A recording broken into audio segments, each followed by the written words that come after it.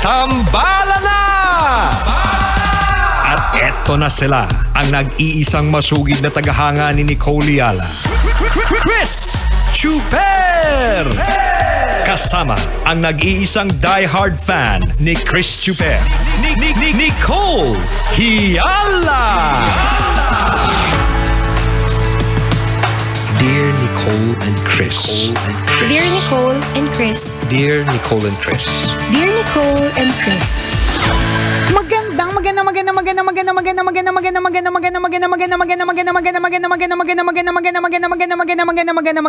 Magandang tanghali, mga tambalani sa mga kabisyo, mga kabasic.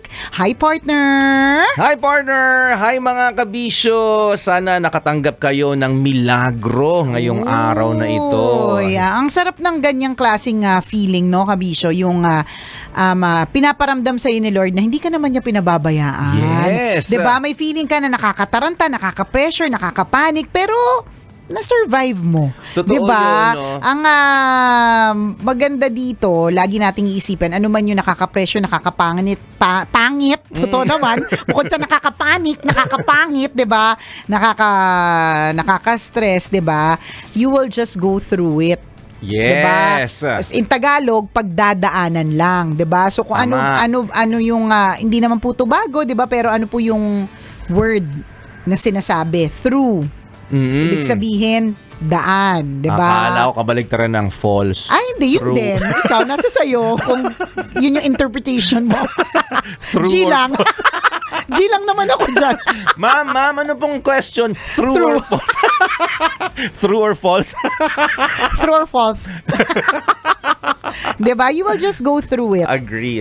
So, dadaanan mo lang po talaga yan. Kailangan lang talagang daanan. Wala naman po taong walang problema. Akala lang natin yung mga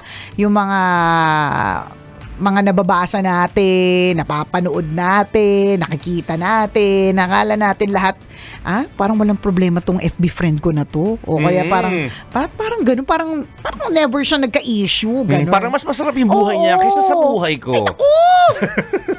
Akala lang natin yun. It's all a lie, 'di ba? Yes. Isa itong malaking kasinungalingan na hindi po totoo. Maaring totoo naman yung mga pinopost, like talagang nag-e-enjoy sa buhay, talaga naman nakaluluwag-luwag, pero hindi ibig sabihin no na walang pinagdadaan ng problema. Nagkataon lang na pinifilter lang nila yung pinopost nila, or mas pinipili nilang maging masaya pa rin.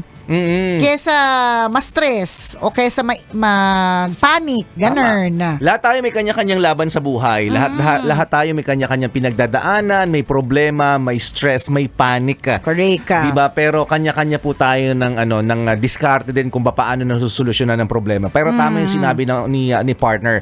Isa lang po talaga yung totoo. Lahat tayo dadaan lang dito. Yes. Lahat ito may solusyon. Sabi nga nila parang math problem.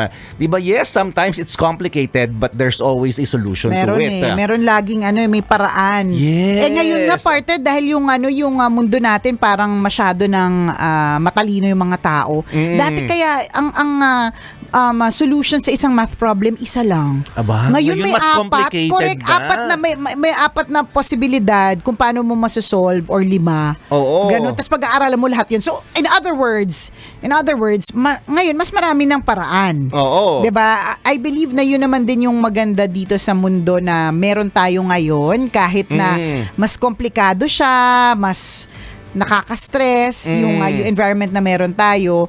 Kung titingnan din naman natin, mas madami rin posibleng solusyon. Agree. 'Di ba? Parang katulad dati na kapag meron kang ubo o kaya sipon o kung ano mang nararamdamang kate.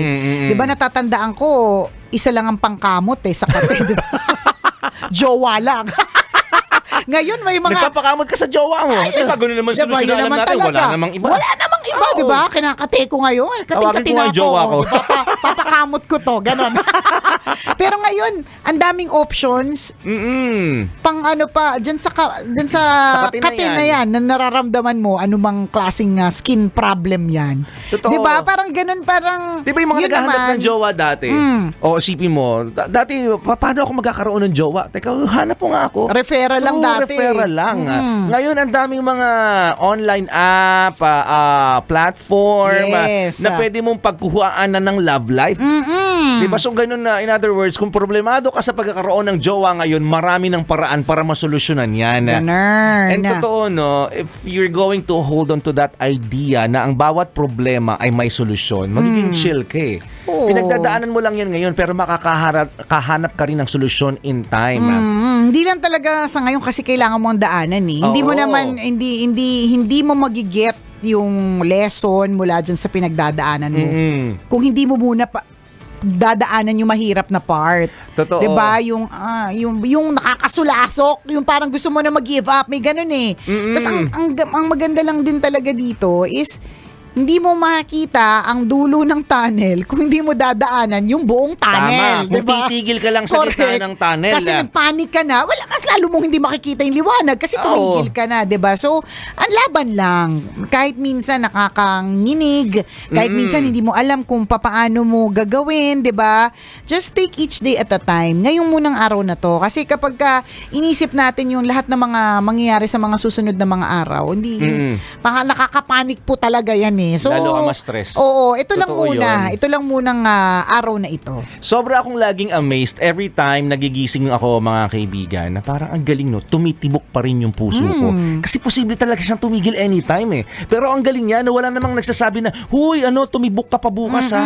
Pero tumitibok siya ng kusa. Di ba? Hindi kahit sabihin na, huy, tumigil ka nga. Hindi, kusa siyang tumitibok. And for Ang me, maganda pa dito, pag nagigising ka sa umaga, hindi lang puso mo ang tumitibok. may isa pa.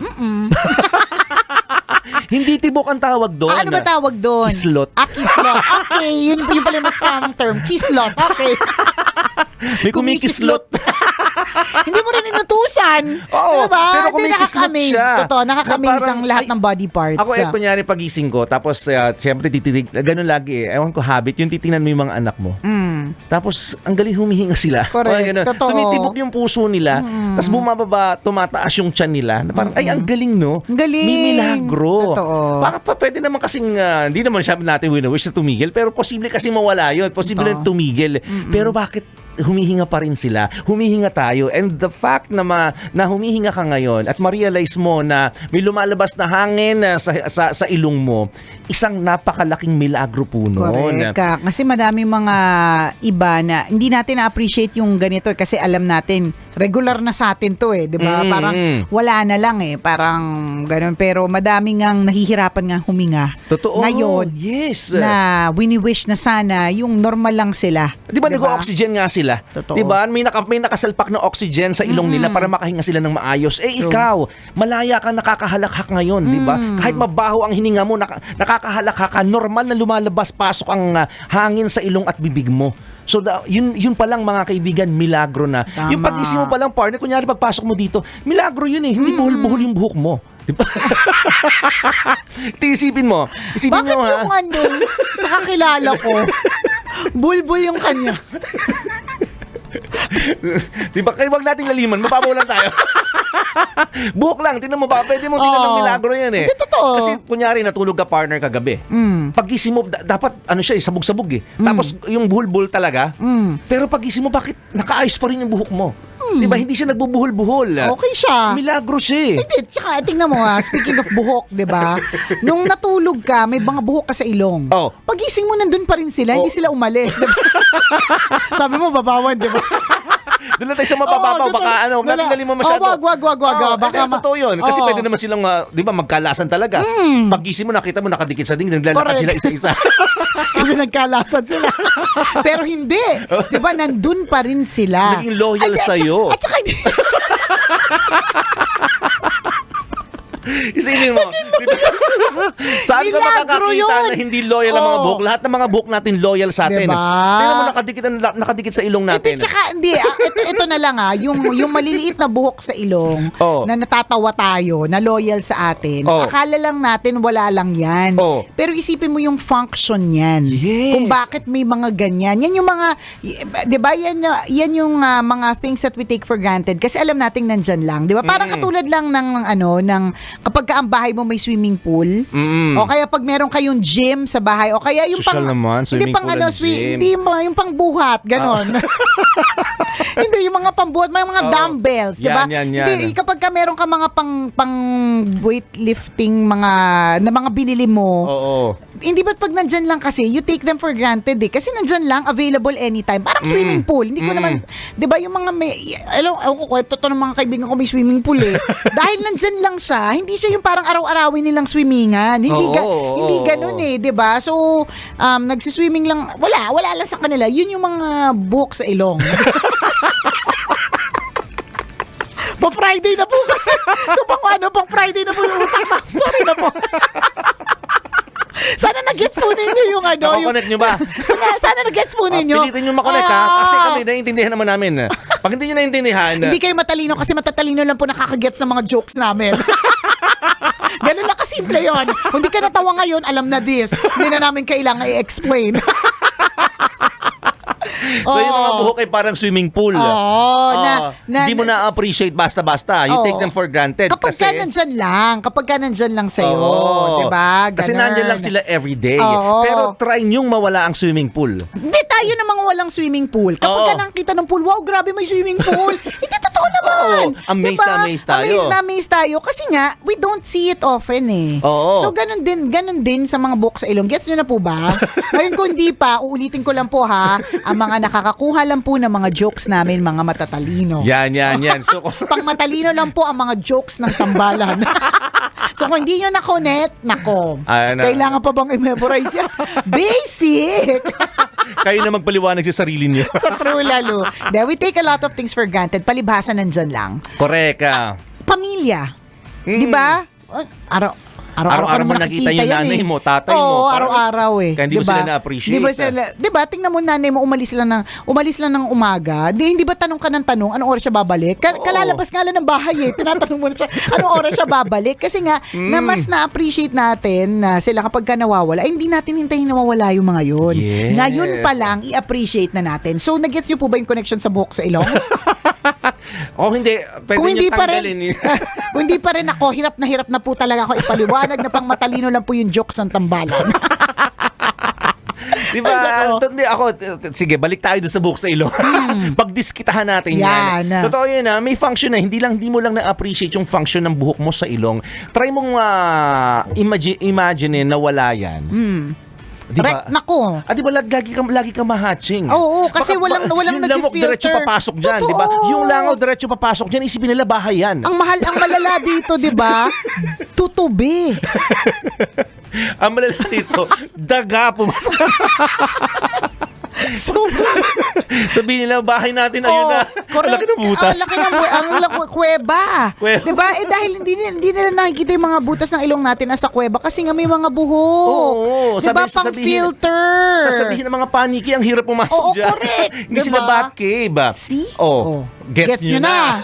Ngayon, kung hindi pa rin ako. Ayoko na lang mag-talk. Charot.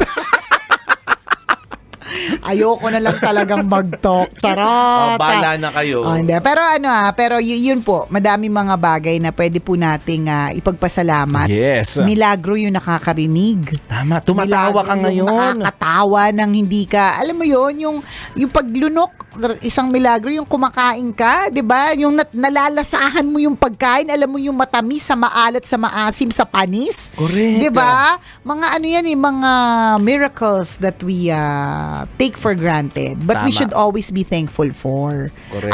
Ayaw nating hintayin na mawala yung mga buhok sa ilong, panlasa, 'di ba? Para ma-appreciate natin. Ngayon pa lang na lahat 'yan na i-enjoy natin, i-appreciate po natin. Tama. Yan po yung ating miracles. Yes. Let's all be grateful, mga kaibigan. Correct. Stay grateful. Sa True Lalo, walang halong eklabo. Kailangan pa bang i-memorize yan? Basic. Muli ako po si Nicole Yala. At ako naman si Cambio King Chris Chuper. Na nagpapaalala, Una, magdasal ka para mabuhay ka. Pangalawa, mag-toothbrush ka para mabuhay naman iba. Yun! Kailangan pa bang i-memorize yan? Love Radio. Basic!